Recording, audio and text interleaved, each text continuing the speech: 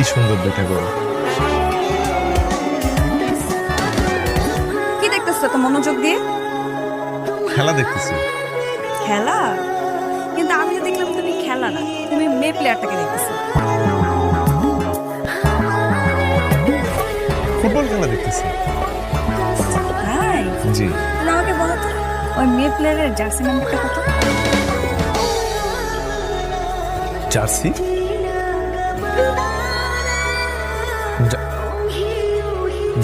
Jersey number তো নাই।